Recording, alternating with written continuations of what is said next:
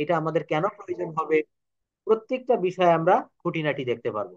গো শব্দের অর্থ যাওয়া। আমরা বারবার একটা কথা বলি কি, যে ভোকাবুলারি জানতে হবে।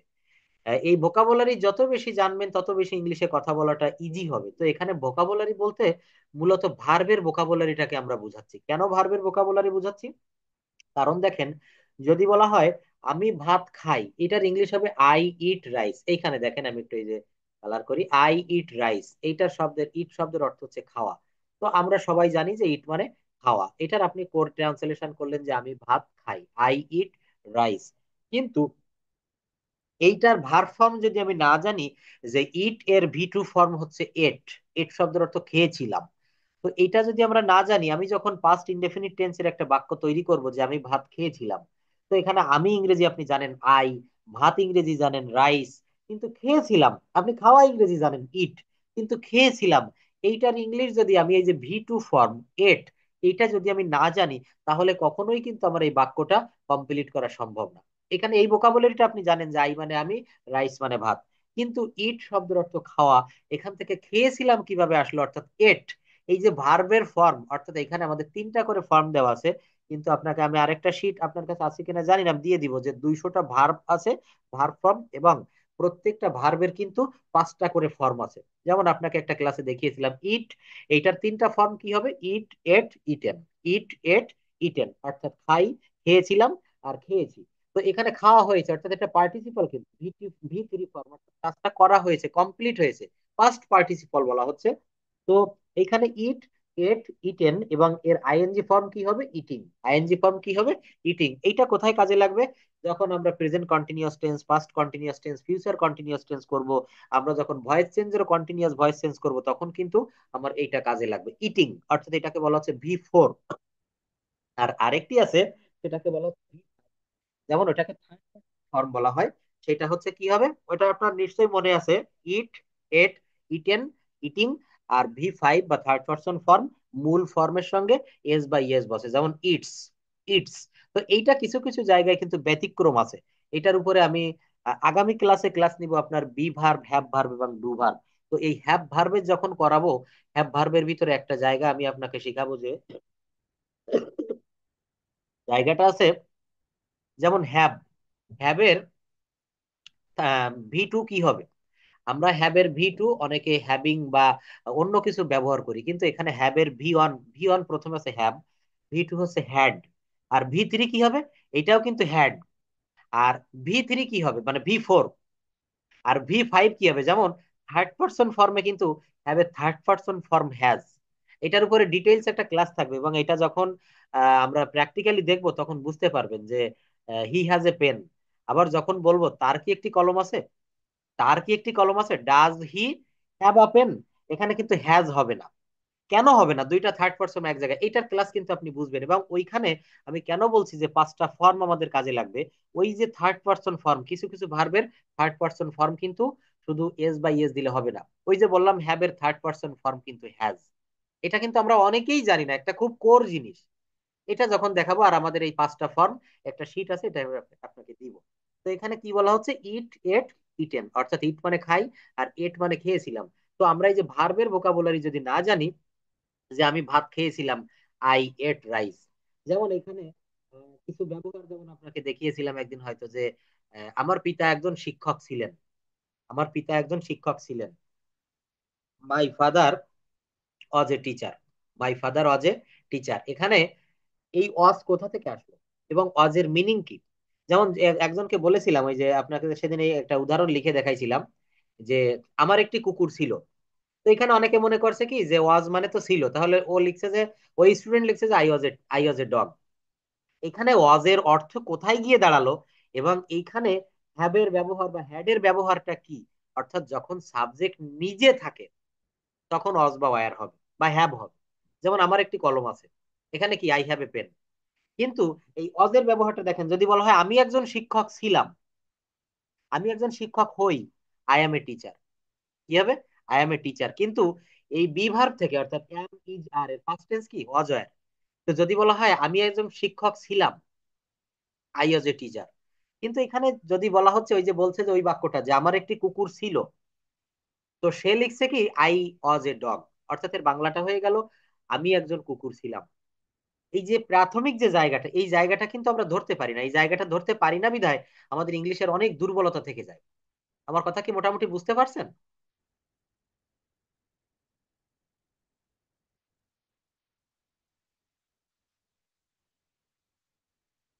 হ্যাঁ, তো এইখানে দেখেন এই জায়গাটা আমরা একটু ক্লিয়ার করব, অর্থাৎ এখানে অনেক মানে ইজি বিষয়, কিন্তু এখানে একটু পেঁচানো থাকে। তো এই বিষয়টা আমরা একটু ধীরে ধীরে ভিতরে প্রবেশ করি, এই কথাগুলো পারা যাবে। যেমন আপনাদের প্রথমের দিকে একটা ক্লাস দেখিয়েছিলাম যে আমি খাই, আমি খাই, আই ইট পজিটিভ ভার্বের ক্ষেত্রে। এটা ওই যে ঢাকাতে যে ক্লাসটা নিলাম কিছুদিন আগে ওইখানে।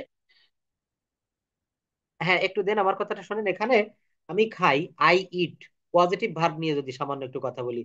আর যদি বলা হয় আমি তোমাকে খাওয়াই বা আমি খাওয়াই, এখানে আমি তোমাকে খাওয়াই আর আমি খাই, আমি খাই ইংরেজি কি আইট, আর আমি তোমাকে খাওয়াই, এইটা আমরা যারা ইট ভার্বের পজিটিভ ফর্ম আছে সেটা হচ্ছে ফিড।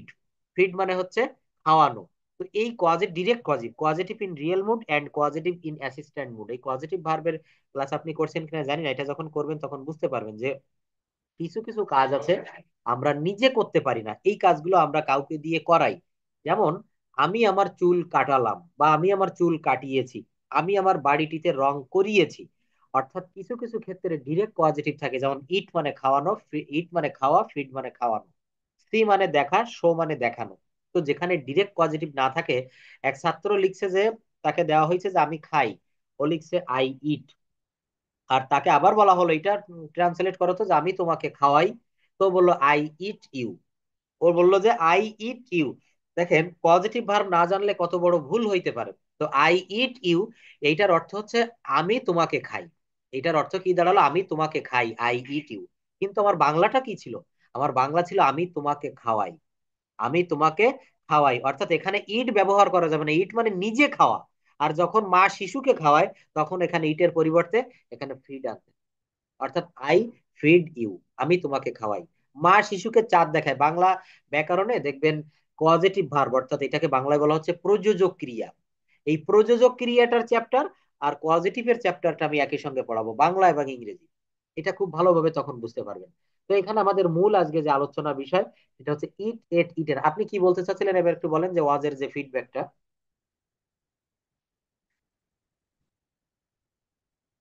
হ্যাঁ, হ্যাঁ, হ্যাঁ, হুম, হ্যাঁ, হ্যাঁ।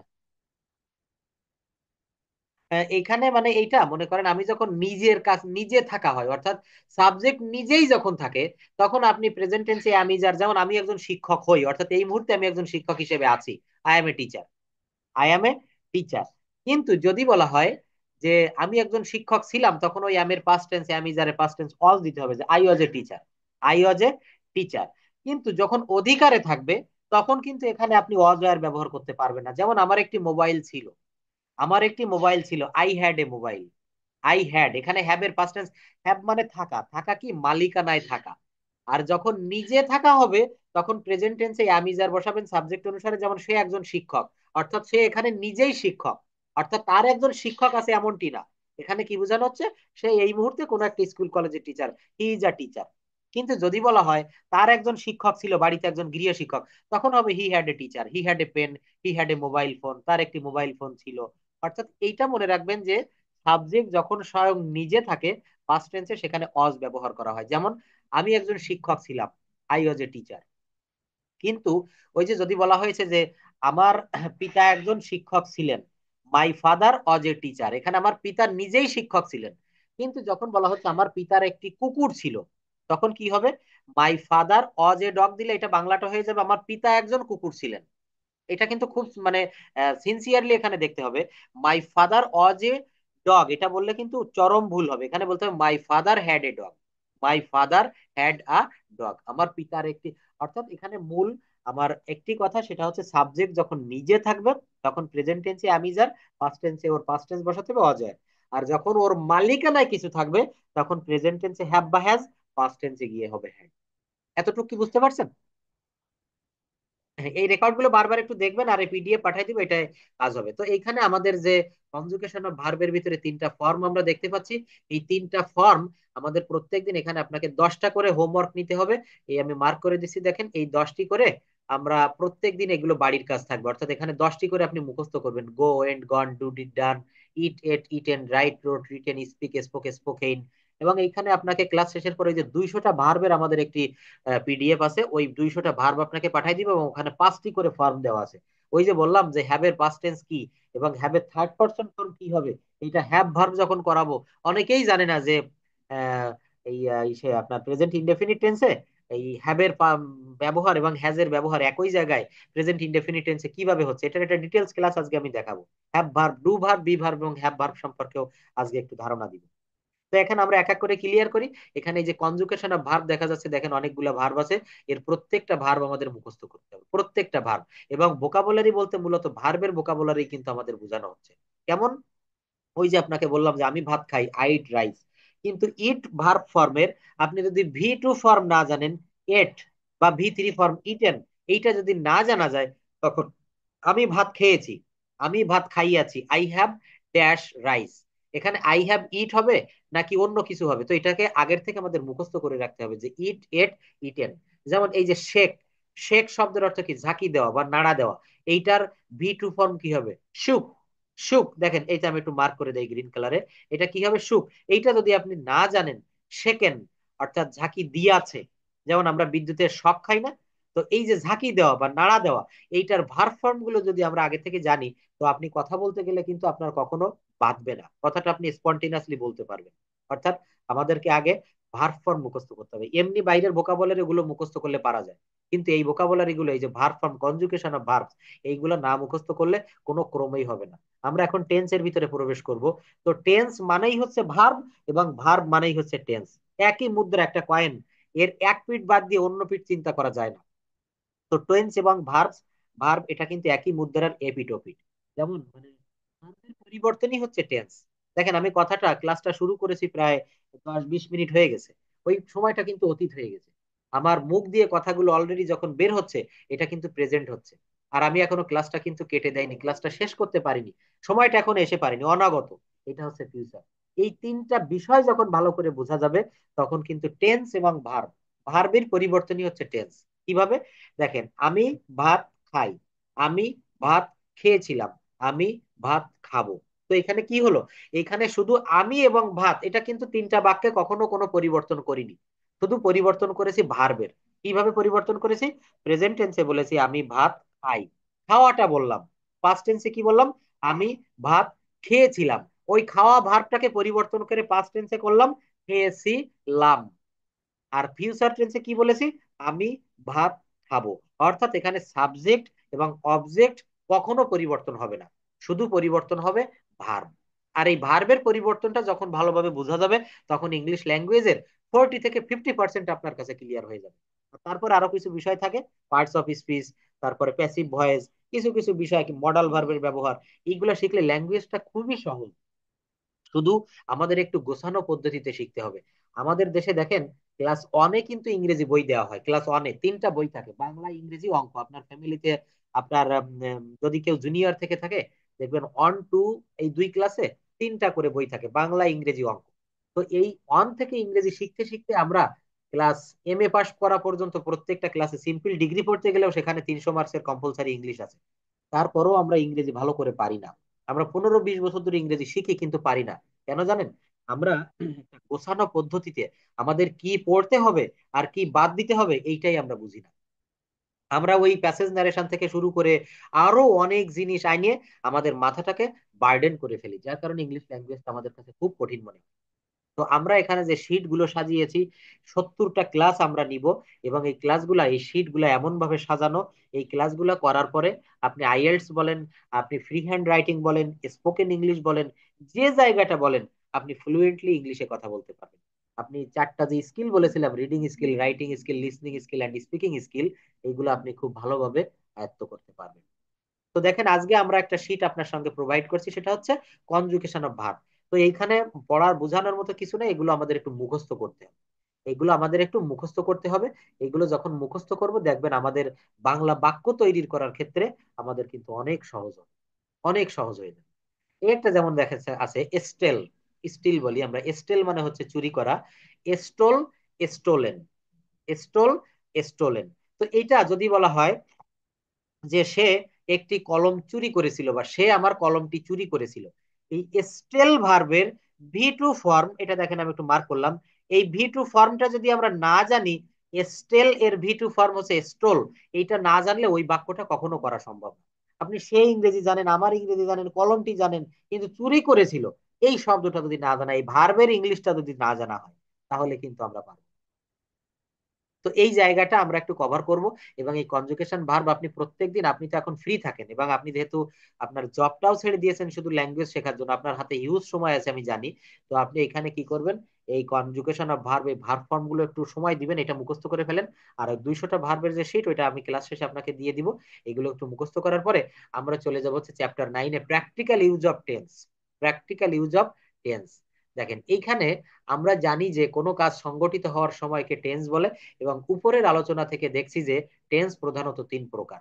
দেখেন গত কিছুদিন আগে কক্সবাজার থেকে একটা মেয়ে রোহিঙ্গা প্রজেক্টে জব করে, ও আমার ব্যাচে ভর্তি হয়েছে। তো বললো যে স্যার এই টেন্স তো আমি পারি। তারপর বললো যে স্যার এই যে বেসিক জিনিসগুলো তো আমি পারি। তো আমি ওকে বললাম সামান্য একটি বিষয়, যে বলেন তো আমি কাজটি করি এটা কি হবে। তা বললো আই ডু দা ওয়ার্ক। তা আমি বললাম যে বলেন তো আমি কাজটি করতে পারি। তা বললো যে আহ, স্যার এটা তো পারবো না। তাই আমি বলছি কি, দেখেন এইখানে আপনি শুধু টেন্স দিয়ে সব বাক্য করতে পারবেন না। আমি কাজটি করি, আই ডু দা ওয়ার্ক, কিন্তু যখন বলবো আমি কাজটি করতে পারি, এটা টেন্সের নিয়মে আপনি কখনো মিলাতে পারবেন না। এখানে আপনাকে মডাল ভার্ব ব্যবহার করতেই হবে, অর্থাৎ I can do the work. তো তারপর সে তার মূল কথাটা ছিল এমন যে আমাকে স্পোকেন ইংলিশ শিখান। মানে ও ওই প্রজেক্টে চাকরি করে, তো ওইখানে রিপোর্ট জমা দিতে হয় বা ফরিনাররা যারা আসে তাদের সাথে ইংলিশে কথা বলতে হয়। কিন্তু ও ঢাকা ইউনিভার্সিটিতে পড়ছে, রাষ্ট্রবিজ্ঞানে ছিল, পলিটিক্যাল সায়েন্স, বাট সে ইংলিশে কথা বলতে পারে না। তো আমি তাকে বললাম যে দেখেন আপনি যদি গ্রামারের এই বেসিক জিনিসগুলো না শেখেন, সে বললো যে স্যার এগুলো পারি, আমাকে স্পোকেন ইংলিশ শেখান। তো এই স্পোকেন ইংলিশ কি, মূলত আমরা যদি বেসিক গ্রামার গুলো না জানি, তাহলে তো স্পোকেন ইংলিশ, আচ্ছা আপনাকে শুধু কথা শিখাই দিলাম মাত্র কয়েকটা, মানে ধরা বাঁধা কিছু গদ বাঁধা নিয়মে কথা শিখাই দিলাম। তো ওই কথাগুলো আপনি কতক্ষণ বলবেন? এটা তো আপনার ওই পোষা পাখির মতো। খাঁচায় পাখিগুলোকে যেভাবে কথা বলা শেখানো হয়, সেই কয়টা বাক্য ছাড়া সে কিন্তু বলতে পারে না। কিন্তু যখন এই সব রকমের গ্রামারের আইটেম গুলো জানা হয়ে যাবে, তখন যে কখন আপনি অলরেডি কথা বলা শিখে গেছেন, ওই হারমোনিয়ামে দেখবেন স্বরলিপি শিখলে কিন্তু গান অটোমেটিকলি চলে আসে। তো এখানে আমাদের এই বেসিক গ্রামার গুলো আগে শিখতে হবে। স্পোকেন ইংলিশ কিছুই না। এই ট্রেন্স যদি না জানা যায়, মডাল ভার্বের ব্যবহার যদি না জানা যায়, ওই যে তাকে আমি বললাম যে দেখেন আপনি তো স্পোকেন ইংলিশ শিখতে চাচ্ছেন, স্পোকেন মানে কি, কথা বলা তো। তো এখানে আমি কাজটি করি আর আমি কাজটি করতে পারি, এই দুইটা জিনিস যদি আপনি না বলতে পারেন, তো এটা পারতে গেলে কি করতে হবে, আমাদেরকে আগে গ্রামার শিখতে হবে। তো সেই গ্রামারের জায়গাটা কিন্তু আমরা এই টেন্স থেকে শুরু করি। এবং এর আগেও তো একটি ক্লাস আপনাকে নিয়েছিলাম যে how can we start learning English. তো সেই ক্লাসের পরেই কিন্তু আমাদের এই ক্লাসটা থাকে, যে টেন্সের ক্লাস। আমরা জানি যে কোনো কাজ সংগঠিত হওয়ার সময়কে টেন্স বলে, এবং উপরের আলোচনা থেকে দেখেছি যে টেন্স প্রধানত 3 প্রকার। এগুলো তো আপনি মোটামুটি সবই বোঝেন, যে প্রেজেন্ট টেন্স, পাস্ট টেন্স এবং ফিউচার টেন্স। আবার এই প্রতিটা টেন্সকে 4 ভাগে ভাগ করা হয়েছে: present indefinite, present continuous, present perfect এবং প্রেজেন্ট পারফেক্ট কন্টিনিউয়াস। এগুলো আমরা একটু ভিতরে প্রয়োগ করব। ভিতরে দেখি, এই জায়গাটা দেখেন। আজকে আমাদের আলোচনা বিষয় all about of simple tense. All about of simple tense, simple tense অথবা ইনডেফিনিট টেন্স। এটাকে আমরা সিম্পল অর্থাৎ প্রেজেন্ট ইনডেফিনিট যেটাকে বলি, সিম্পল টেন্স কিন্তু সেই একই। অর্থাৎ আমরা সারা দিনের 90 থেকে 95% কথাবার্তা শুধুমাত্র সিম্পল প্রেজেন্ট ইনডেফিনিট টেন্স অর্থাৎ সিম্পল প্রেজেন্ট, সিম্পল পাস্ট এবং সিম্পল ফিউচার টেন্স ব্যবহার করে আমরা এটা বলে থাকি। এখানে একটু ভালো করে খেয়াল করবেন, কত পার্সেন্ট বলেছে বলেন তো? 90 থেকে 95% কথাবার্তা আমরা কিন্তু এই সিম্পল প্রেজেন্ট, সিম্পল পাস্ট এবং সিম্পল ফিউচার ব্যবহার করি। অর্থাৎ এই অধ্যায়টি অত্যন্ত গুরুত্ব সহকারে আমাদের স্টাডি করতে। কেন করতে হবে? হ্যাঁ, এটা স্বাভাবিক। আপনি ভেবে দেখবেন, এই যে আপনার সামনে সামনে আমি যে কথাগুলো বলছি, এর সব কিন্তু বেশিরভাগ সিম্পলে বলা হয়। অর্থাৎ present indefinite tense, past indefinite tense এবং ফিউচার ইনডেফিনিট টেন্স। আপনি এটা নিজের জীবনে আপনি একটু হিসাব করে দেখবেন, আমার ক্লাসটা করার পরে আপনি ভেবে দেখবেন যে স্যার কি বললো কথাটা। অর্থাৎ আমরা সারাদিন যে কথাগুলো বলি, এই কথাগুলোর 90 থেকে 95% কিন্তু হয় প্রেজেন্ট ইনডেফিনিট টেন্স, হয় পাস্ট ইনডেফিনিট বা ফিউচার ইনডেফিনিট। এটা আপনি মিলাই নেবেন, এটা একেবারে বাস্তব কথা। এবং আরো কিছু কিছু কথা থাকে সেগুলো আমরা কম ব্যবহার করি। যেমন দেখেন, প্রেজেন্ট পারফেক্ট কন্টিনিউয়াস টেন্স যেটা, অর্থাৎ সময়ের উল্লেখ থাকবে এখানে এবং চলমান ভাব বুঝাবে। যেমন আমি 1 ঘন্টা ধরে ভাত খাইতেছি। তো এই ধরনের বাক্য আমাদের সারা দিনের ভিতরে একটি বার আমাদের না বললেও চলে। কিছু কিছু আমরা যখন ভয়েস চেঞ্জ শিখবো, এখানে দেখেন এই যে সোহাগস ইংলিশ কেয়ার স্যার যে শিট গুলো তৈরি করেছে, ইংলিশের যা কিছু এখানে একটা আমাদের একটা স্লোগান আছে, যতটুক প্রয়োজন ততটুক আয়োজন। অর্থাৎ আমরা ভয়েস চেঞ্জ শেখানোর সময় প্রেজেন্ট পারফেক্ট কন্টিনিউয়াস টেন্সের ভয়েসটা শিখাই না। কেন শিখাই না? ওটা শিখাই, ধারণা একটু দেই। কিন্তু প্রেজেন্ট পারফেক্ট কন্টিনিউয়াস টেন্সের ভয়েস চেঞ্জ আমাদের সারা জীবনেও একবারও কাজে লাগে না। তো ওইটা শিখে আমি আমার ব্রেনে কেন বেশি চাপ নিব? এই জন্য এখানে আপনার যা যা প্রয়োজন কথা বলার জন্য, ইংলিশ ফ্রি হ্যান্ডে লেখার জন্য, ঠিক সেইগুলাই এখানে করা হচ্ছে। তো এখানে কি বলছে, প্রথমে আমরা পাস্ট সিম্পল টেন্স দেখব। কোনো কাজ অতীতকালে শেষ হয়েছিল কিন্তু তার ফল এখন আর বর্তমান নেই, তাকে পাস্ট সিম্পল টেন্স অথবা পাস্ট ইনডেফিনিট টেন্স বলে। বাংলা ক্রিয়া শেষে কি থাকে? বাংলা ক্রিয়া শেষে কি দেখে আমরা চিনবো? এটা বাংলা ক্রিয়া শেষে লাম, লে, লেন, নি, নাই। যেমন এখানে একটা বাস্তব উদাহরণ দেয়, যদি বলা হয় আমার একটি কলম ছিল। তো দেখেন ওই যে ছিল, ছিল বানান কি? ছয় রশ্মি ল। দেখেন এখানে আমার কথার ভিতরে কিন্তু ল আছে। অর্থাৎ একটা ছন্দ দিয়ে যদি বলি লাম লেম ল তাম তেম ত, এটা থাকলে পাস্ট ইনডেফিনিটের বাংলা ক্রিয়াপদের সাথে থাকবে। এখানে দেওয়া আছে কি লাম, লে, লেন, নি, নাই। যেমন এখানে নি দিয়ে যদি আমরা একটা বাক্য বলি, যেমন সে এখানে আসেনি, বা সে আমার কলমটি নেয়নি, সে গতকাল বাড়ি যায়নি। অর্থাৎ এখানে বাংলা ক্রিয়াপদের সাথে এই বিষয়গুলো যখন থাকবে, তখন আমরা এটা ভেবে নিব যে এটা পাস্ট সিম্পল টেন্স। কি দেখে শিখবো? আপনাকে আমি একটা বাংলা বাক্য বললাম, অনেক বড় বাক্য, আপনাকে বললাম যে এইখানে এই বাক্যটা কোন টেন্স। তো আপনি বললেন স্যার পাস্ট ইনডেফিনিট। তো আমি বললাম যে আপনি কি দেখে বুঝলেন পাস্ট ইনডেফিনিট? তো আপনি ওইখানে সাবজেক্টের দিকে তাকাবেন না, অবজেক্টের দিকে তাকাবেন না, প্রেপোজিশন কোনো কিছুর দিকে তাকানো লাগবে না। আপনাকে শুধু ওখানে কি করতে হবে? আপনাকে ওখানে শুধু ভার্বটাকে ফলো করতে হবে। এই ভার্বটা যখন আপনি চিনে ফেলবেন, তখন দেখবেন যে ওই টেন্সটা আপনার কাছে খুব দ্রুত, মাত্র 2 সেকেন্ডের ভিতরে আপনি আইডেন্টিফাই করতে পারবেন যে 12টা টেন্সের ভিতরে কোন টেন্সের কাতারে পড়ে এটা। আমার কথাটা কি বোঝা গেছে? অর্থাৎ টেন্স খুঁজে বের করতে গেলে প্রথমে আপনি ভার্বটার দিকে একটু দৃষ্টি দিবেন। যদি বে, বি, ব এমন কোনো কিছু থাকে, তখন সেখানে কি করতে হবে? তখন আপনাকে বুঝে নিতে হবে যে এই টেন্সটি মূলত ফিউচার টেন্সের ভিতরে আছে। কেন আছে? কারণ এখানে বে, বি, ব আছে। বে, বি, ব থাকলে এটা ফিউচার টেন্সের আওতারে পড়বে। লাম, লেম, ল, তাম, তেম, ত থাকলে পাস্ট টেন্সে পড়বে। আর রস্বই, এ, ও, অন্ত্যেষ্টিয়া এগুলো থাকলে প্রেজেন্ট টেন্স। তো এখানে কি বলছে? পাস্ট ইনডেফিনিট বা সিম্পল পাস্ট টেন্স। এখানে আমরা প্রথমে একটা এক্সাম্পল দেখবো, যেমন সে একটি ছবি এঁকেছিল। কি হবে? সে একটি ছবি এঁকেছিল। হি ড্রিউ আ পিকচার। এইখানে দেখেন, আমি যে কনজুগেশন অফ ভার্ব প্রথমে পড়িয়ে নেই, সোহাগ স্যার কিন্তু এখানে অনেক গবেষণা করে এই পদ্ধতিগুলো আবিষ্কার করেছে। কি পদ্ধতি? ক্লাসে কেউ আসলেই প্রথমে আমরা তাকে একটি সূচনামূলক ক্লাস করিয়ে তারপরে এই ভার্ব ফর্ম গুলো পড়া দেই। কারণ দেখেন, এখানে সে ইংরেজি আপনি জানেন, একটি ইংরেজি কি এ, আর ছবি ইংরেজি কি পিকচার, আপনি সবগুলাই জানেন। কিন্তু আঁকা ইংরেজিও আপনি জানেন যে ড্র মানে আঁকা। কিন্তু এখানে আমার বাংলা বাক্যটা কি? বাংলা বাক্য হচ্ছে সে একটি ছবি এঁকেছিল। কি হবে? সে একটি ছবি এঁকেছিল। এখন ড্র মানে হচ্ছে আঁকা, আর এই ড্র এঁকেছিল, এটা ড্র এর V2 ফর্ম কি হবে? এইটা যদি আপনি না জানেন, ড্র থেকে আসবে কি? ড্রিউ। তো আমরা মূলত ভোকাবুলারি মুখস্থ করতে বলি, মুখস্থ করাই। এটা হচ্ছে ভার্বের ভোকাবুলারি। এই ভার্বের ভোকাবুলারি যত আপনি ভালো মুখস্থ করবেন, আপনার ইংলিশ ল্যাঙ্গুয়েজটা তত বেশি সহজ হবে। আদার্স যে ভোকাবুলারি ওগুলো ইম্পর্টেন্ট, কিন্তু এত বেশি ইম্পর্টেন্ট না। সে একটি ছবি এঁকেছিল। আচ্ছা, এই বাক্যটাকে যদি বলি আমি, আপনি প্রেজেন্ট পারফেক্ট টেন্স করেন তো, সে একটি ছবি এঁকেছে বা সে একটি ছবি আঁকিয়াছে, এটা কি হবে?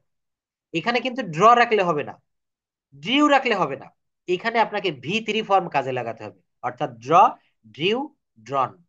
Draw, drew, drawn. অর্থাৎ আমার সেই V3 ফর্ম ড্রনটা কাজে লাগবে। He has drawn a picture. He has drawn a picture. সে একটি ছবি আঁকিয়াছে।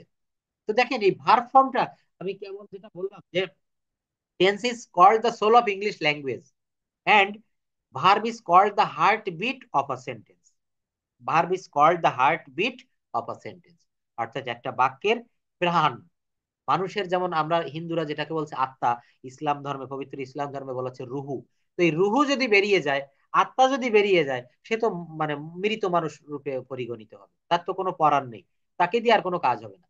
তো এখানে আমাদেরকে এই ভার্বের ব্যবহারটা খুব ভালোভাবে শিখতে হবে। 15 থেকে 20টা ভার্বের ব্যবহার খুব ভালোভাবে একদিনের ক্লাসে তো হয় না। এখানে আমাদের যে ক্লাসগুলো ধারাবাহিক ভাবে আছে, প্রত্যেকটা ক্লাসে আপনি শিখতে পারবেন।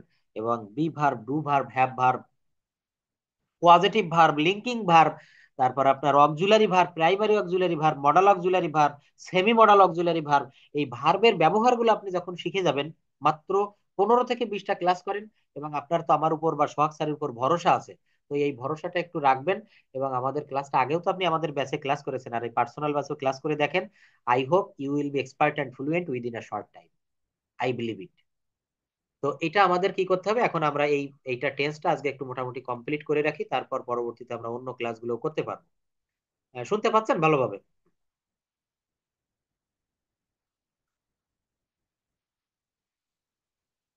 হ্যালো?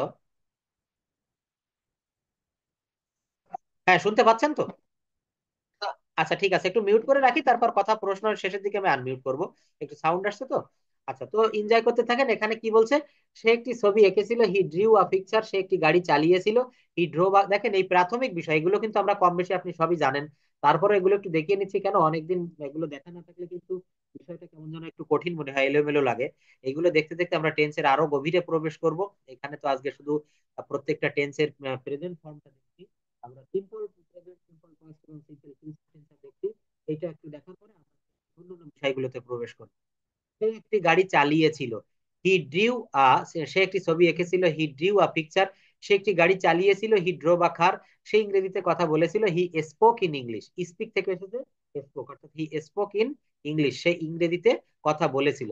আচ্ছা, প্রেজেন্ট সিম্পলে কি হবে? তো এটার গঠন প্রণালী কি হবে দেখেন, একেবারে সহজ। প্রথমে আসবে সাবজেক্ট, তারপরে ভার্বের ভি টু ফর্ম, তারপর অবজেক্ট। প্রথমে আসবে হচ্ছে সাবজেক্ট, তারপর ভার্বের ভি টু ফর্ম, তারপর এক্সটেনশন। এখানে অবজেক্টের জায়গা না বলে আমরা সবসময় এক্সটেনশন বলবো, কেন জানেন? অবজেক্টের জায়গায় তিনটা জিনিস থাকতে পারে। এই যে এক্সটেনশনের জায়গায় তিনটা জিনিস থাকতে পারে। কি কি থাকতে পারে? একটা থাকতে পারে এখানে অবজেক্ট থাকতে পারে, একটা থাকতে পারে হচ্ছে অ্যাডভার্বিয়ালস থাকতে পারে, আর আরেকটি থাকতে পারে কি বলেন তো, এখানে আরেকটি থাকতে পারে হচ্ছে আহ, এটাকে বলা হচ্ছে কমপ্লিমেন্ট। অর্থাৎ এই যে জায়গাটা এক্সটেনশন, এখানে তিনটা জিনিস থাকতে পারে। তো আমরা অবজেক্ট না বলে বলবো সাবজেক্ট প্লাস ভার্বের V two form plus extension. এখানে অবজেক্ট নাও থাকতে পারে, এটা পরে একটা ক্লাসে আমি বলছি। যে শুধু অবজেক্ট নাও, যেমন হি ড্রিউ আ পিকচার, এখানে আ পিকচার এটাকে আপনি অবজেক্ট বলতে পারছেন, কিন্তু এখানে অ্যাডভার্বিয়াল যখন থাকবে আপনি কোনটাকে অবজেক্ট ধরবেন? তো এই জন্য বলা হচ্ছে সাবজেক্ট প্লাস ভার্বের ভি টু প্লাস এক্সটেনশন। এটা গেল পাস্ট ইনডেফিনিট বা পাস্ট সিম্পল টেন্স। এবার প্রেজেন্ট সিম্পল টেন্সে কি হবে দেখেন, কোনো কাজ বর্তমানে হয় বা হয়ে থাকে, সাধারণভাবে বর্তমানে হয়ে বা হয় বা হয়ে থাকে, তাকে প্রেজেন্ট সিম্পল টেন্স বলে। সাধারণত প্রতিদিনের বা বর্তমান কালের কোনো অভ্যাস, রেগুলার হ্যাবিট, চিরন্তন সত্য, ইউনিভার্সাল ট্রুথ, বৈজ্ঞানিক সত্য, সাইন্টিফিক ট্রুথ, ঐতিহাসিক সত্য, হিস্টোরিক্যাল ট্রুথ গুলোকে প্রেজেন্ট সিম্পল টেন্স বলা হয়। তো এইটার দেখেন আমরা একটু এক্সাম্পল দেখে আসি। যেমন আমি স্কুলে যাই, আই গো টু স্কুল। আমি স্কুলে যাই কি হবে? I go to school. সে স্কুলে যায়, হি গোস টু স্কুল। সে স্কুলে যায়, হি গোস টু স্কুল। আমরা ফুটবল খেলি, we play football. We play football. আপনার আজকের এখানে হোমওয়ার্ক থাকবে, আপনি যেভাবে হোয়াটসঅ্যাপে তৈরি করে পাঠান ওইভাবে পাঠাবেন। এই present indefinite tense, past indefinite tense এবং ফিউচার ইনডেফিনিট টেন্স থেকে প্রত্যেকটা টেন্সের 10টা করে বাংলা বাক্য লিখবেন, এবং ওই 10টা বাংলা বাক্যের ইংলিশে ট্রান্সলেশন করবেন। মোট 3টা টেন্স থেকে 30টা বাক্য করে আমাকে হোয়াটসঅ্যাপে পাঠাবেন। এইখানে যে বাক্যগুলো দেওয়া আছে, এই বাক্যগুলো বাদে, যেমন আমি স্কুলে যাই, এইগুলা বাদে আপনি নিজের মতো করে তৈরি করবেন। প্রেজেন্ট ইনডেফিনিট টেন্স থেকে 10টি, পাস্ট ইনডেফিনিট টেন্স থেকে 10টি, এবং ফিউচার ইনডেফিনিট টেন্স থেকে। আমি স্কুলে যাই, আই গো টু স্কুল। সেই স্কুলে যাই, হি গোস টু স্কুল। আমরা ফুটবল খেলি, ওই প্লে ফুটবল। অর্থাৎ এখানে কি হবে, এখানে গঠন প্রণালী হবে সাবজেক্ট প্লাস ভার্বের বেস ফর্ম। সব সময় মনে রাখবেন, সাবজেক্ট প্লাস ভার্বের বি হন ফর্ম প্লাস এক্সটেনশন। এখানে দেখেন বাংলা ক্রিয়াপদের শেষে কি থাকবে? বাংলা ক্রিয়া শেষে রস্যই, এ, ও, অন্ত্যেষ্টিয়, এই শব্দগুলো থাকবে। যেমন দেখেন আমি স্কুলে যাই, যাই বানান কি? অন্তর্জয়াকার রস্যইকার। সেই স্কুলে যায়, যায় বানান কি? অন্তর্জয়াকার অন্ত্যেষ্টিয়। অর্থাৎ বাংলা ক্রিয়ার শেষে শেষে দেখেন এখানে লেখা আছে রস্যই এ ও অন্ত্যেষ্টিয়, এই শব্দগুলো থাকলে আমরা ধরে নিব সেই বাক্যটি প্রেজেন্ট ইনডেফিনিট টেন্সে আছে। এখানে আর কিচ্ছু থাকবে না। যদি বলা হয় সে স্কুলে যাচ্ছে, সে ভাত খাচ্ছে, এখানে কিন্তু আবার যাচ্ছে খাচ্ছে অর্থাৎ চয় ছ চলে আসছে, এটা না। বাংলা ক্রিয়াপদের শেষে রস্যই এ ও অন্ত্যেষ্টিয় এই শব্দগুলো থাকবে। তো এরপর কি বলছে, সাবজেক্টের পর সর্বদা ভার্বের বেসিক ফর্ম অর্থাৎ প্রেজেন্ট ফর্ম বসবে। কিন্তু সাবজেক্ট যদি থার্ড পারসন সিঙ্গুলার নাম্বার একজন হয়, ভার্বের শেষে এস বা ইএস বলবে। এই লাইনটা বুঝতে গেলে আমাদের কয়টা জিনিস বুঝতে হবে। সাবজেক্ট যদি থার্ড পারসন, দেখেন এই পার্সন আমাকে বুঝতে হবে।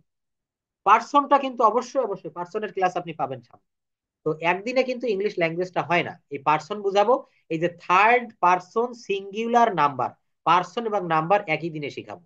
কেন শিখাবো, এই যে বলছে যে প্রেজেন্ট ইনডেফিনিট টেন্সে সাবজেক্ট যদি অর্থাৎ কর্তা যদি থার্ড পার্সন সিঙ্গুলার নাম্বার একজন হয়, অর্থাৎ আমি আমরা তুমি তোমরা বুঝে জগতে যা কিছু বেশিরভাগ কিন্তু থার্ড পার্সন সিঙ্গুলার নাম্বার। কোনো ব্যক্তির নাম, কোনো জিনিসের নাম আমরা দু চোখে যা দেখতে পাই, আমি আমরা তুমি তোমরা বাদে সব কিন্তু থার্ড পার্সন সিঙ্গুলার নাম্বার একজনই হয় বেশিরভাগ, প্লুরালও হতে পারে। তো এই থার্ড পার্সন এবং নাম্বারটা সিঙ্গুলার নাম্বার প্লুরাল নাম্বার এটা আমরা একদিনে একটু ক্লাস করব। তো এখানে কি বলছে, বাংলা ক্রিয়াপদের সাথে রস্যই এ ও অন্ত্যেষ্টি এগুলো থাকবে। গঠন প্রণালী কি হবে, সাবজেক্ট প্লাস ভার্বের বেস ফর্ম প্লাস অবজেক্ট বসবে, এক্সটেনশন বসবে। যেমন example, I go to school, he goes to school, we play football, the earth moves round the sound. দেখেন এখানে দি আর্থ, এখানে মুভস কেন হলো, কারণ এই দি আর্থ এটা থার্ড পারসন সিঙ্গুলার নাম্বার একজন। আকবর ইনোভেটস বাংলা, আকবর ইনোভেটস বাংলা ইয়ার, আকবর বাংলা সাল চালু করেন। আকবর কিন্তু চালু করেছিল সেই বহু আগে, এটা তো পাস্ট টেন্স হওয়ার কথা, কিন্তু এটা প্রেজেন্ট টেন্স হলো কেন। এই যে এখানে বলা হয়েছে হিস্টোরিক্যাল ট্রুথ, অর্থাৎ ঐতিহাসিক কোনো ঘটনা, ঐতিহাসিক কোনো সত্য যদি হয়, সেটা কিন্তু অবশ্যই অবশ্যই আমাকে প্রেজেন্ট ইনডেফিনিট টেন্সের কাতারে ফেলিয়ে ট্রান্সলেট করতে হবে। তো তারপর দেখেন ফিউচার সিম্পল টেন্স কি বলা হচ্ছে। ফিউচার সিম্পল টেন্সটা কিভাবে কাজ করছে, কোনো কাজ ভবিষ্যৎকালে সংগঠিত হবে, কোনো কাজ ভবিষ্যৎ সংগঠিত হবে, এরূপ বোঝালে ফিউচার ইনডেফিনিট টেন্স হবে। বাংলা চিনিবার উপায় কি, ক্রিয়াপদের সাথে কি থাকবে, বে, বি, ব বা বেন থাকবে। বাংলা আমরা একটু উদাহরণ দেখলেই বুঝতে পারবো। যেমন সে ফুটবল খেলবে, সে ফুটবল খেলবে, তারা তারা স্কুলে যাবে, আমি ভাত খাবো, আমি ভাত খাবো। অর্থাৎ এখানে বলছে যে বাংলা ক্রিয়াপদের শেষে দেখেন এই জায়গাটা আমি বলে চলে যাই বারবার, কিন্তু স্টুডেন্ট এটা ধরতে পারে না, এটা নিতে পারে না, বা নিলেও এটা মনে রাখতে পারে না। আমি বারবার বলছি যে এখানে আমি যখন আপনাদের আনমিউট করে দেই, এই যে ক্লাসে আমি প্রশ্ন করি, নাম ধরে ধরে জিজ্ঞেস করি যে বলি সাহেব আপনি বলেন তো, আমি একটা বাংলা বাক্য বললাম যে সে একটি কলম কিনেছিল, সে ভাত খাইতেছিল, তারা মাছ ধরিতেছিল। এই বাক্যগুলো কোন টেন্স, যখন এই টেন্স আইডেন্টিফাই করতে বলি, তখন কিন্তু এরা টেন্স খুঁজে বের করতে পারে না। কেন পারে না জানেন, পারে না হচ্ছে এই বাক্যগুলো আমাদের এখানে ভার্ব দেখে আমাদেরকে কিন্তু চিনতে হবে। ক্রিয়ার সঙ্গে সবকিছু কিন্তু ক্রিয়া রিলেটেড। এই ক্রিয়া দেখে যখন আপনি চিনতে পারবেন যে এটা কোন টেন্স, অর্থাৎ আমি যে কোনো বাংলা বাক্য বললেই আপনাকে আগে ভার্বের দিকে খেয়াল করতে হবে। এই ভার্বটা যদি আপনি ভালোভাবে ধরতে পারেন, তাহলে কিন্তু টেন্সটা আপনার কাছে 80 থেকে 90% সহজ হয়ে যাবে। তো এই ভার্বের জায়গাটা খুব ভালোভাবে দেখতে হবে। ওই যে বললাম সে ফুটবল খেলছিল, তো এখানে খেলছিল প্রথমে দেখতে হবে যে কোন টেন্স এটা। ভার্বের দিকে তাকাও, সে এবং ফুটবল দুইটা দেখার দরকার নেই, শুধু ভার্বটা দেখবেন, ভার্ব অনুসারে আমরা টেন্স আইডেন্টিফাই করতে পারবো। আর কিচ্ছু না, টেন্স মানেই ভার্ব, ভার্ব মানে টেন্স, এতটুকু মাথায় রাখবেন। সাবজেক্টের পর পার্সন অনুসারে শ্যাল বা উইল বসে। তো এখানে কি বলছে, বাংলা বাক্যে ফিউচার ইনডেফিনিট টেন্সে ক্রিয়াপদের শেষে বে, বি, ব বা বেন থাকে, বে, বি, ব বা বেন থাকে। সাবজেক্টের পর পার্সন অনুসারে শ্যাল বা উইল বসে এবং ভার্বের বেস ফর্ম অর্থাৎ ভি ওয়ান ফর্ম বসে। সাধারণত ফার্স্ট পার্সনের সাথে সাধারণত ফার্স্ট পার্সনের সাথে শ্যাল এবং সেকেন্ড ও থার্ড পার্সনের সঙ্গে উইল বসে। কিন্তু এই লাইনটা মনে রাখবেন, কিন্তু মডার্ন গ্রামার অনুসারে কি বলছে, মডার্ন গ্রামার অনুসারে এখন সব জায়গায় উইলের ব্যবহার চালু হয়েছে। কিসের ব্যবহার চালু হয়েছে, এনসিয়েন্ট গ্রামার গুলো খুলে দেখবেন, আমরা ছোটবেলায় অনেক বইতে পড়েছি যে আই আর উই এর পরে শ্যাল বসে, বাদ বাকি সব জায়গায় উইল বসে। কিন্তু আপনি বর্তমান যে লেটেস্ট যে গ্রামার গুলা, এই গ্রামার অনুসারে আপনি সবসময় উইলের ব্যবহার করতে পারেন। যেমন দেখেন, I will speak in English, I will speak in English, আমি ইংরেজিতে কথা বলবো। সে ফুটবল খেলবে। He will play football. সে ফুটবল খেলবে। They will go to school. তারা স্কুলে যাবে। They will go to school. তারা স্কুলে যাবে। দেখেন এই যে তিনটা টেন্স এতক্ষণে আমি আপনাকে ধারণা দিলাম, এই তিনটা টেন্সের কোথাও কি কোনো সমস্যা আছে? এখন আমরা একটা বক্স দেখব, একটা চার্ট দেখব। এই চার্টের ভিতরে আমি এতক্ষণ যা শিখালাম সবকিছুই আছে। এখানে আপনার কোনো প্রশ্ন থাকলে আপনি একটু বলেন যে স্যার, আমি এই জায়গাটায় এই যে তিনটা present indefinite tense, past indefinite tense এবং ফিউচার ইনডেফিনিট টেন্স বুঝালাম, এই তিনটা টেন্সের কোথাও কি কোনো সমস্যা আছে? একটু আনমিউট করেন। হ্যাঁ স্যার। বলছি এই যে তিনটা টেন্স, আপনি যদি কোনো এখানে প্রশ্ন থাকে প্রশ্নটা একটু বলেন এই তিনটা টেন্স সম্পর্কে। কোনো সমস্যা থাকলে সেই জায়গাটা আমি একটু দেখাবো, এই যে present indefinite tense, past indefinite tense এবং ফিউচার ইনডেফিনিট টেন্স।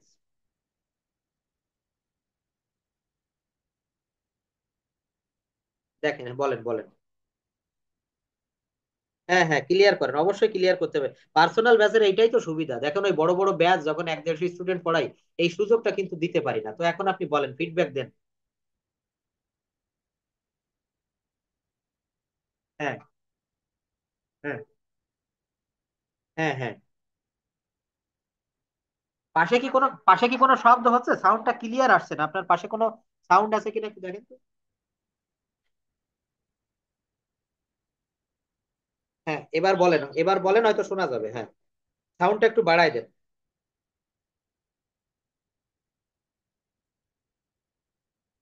হ্যাঁ, এবার ক্লিয়ার শোনা যাচ্ছে, বলেন। হ্যাঁ হ্যাঁ হ্যাঁ হ্যাঁ হ্যাঁ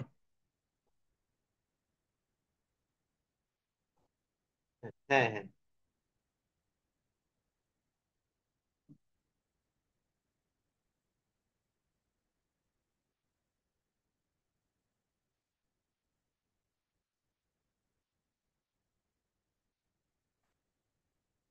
হ্যাঁ, এখানে ভার্বের বি অন ফর্ম বলতে হবে, কারণ কি ভার্ব তো বিভিন্ন রকমের হয়, ভার্বের ফর্ম আছে, এখানে বলতে হবে সাবজেক্ট প্লাস ভার্বের বেস ফর্ম বা V on form plus extension, এইভাবে বলতে হবে। হ্যাঁ হ্যাঁ হ্যাঁ, এক্সটেনশন। হ্যাঁ হ্যাঁ হ্যাঁ।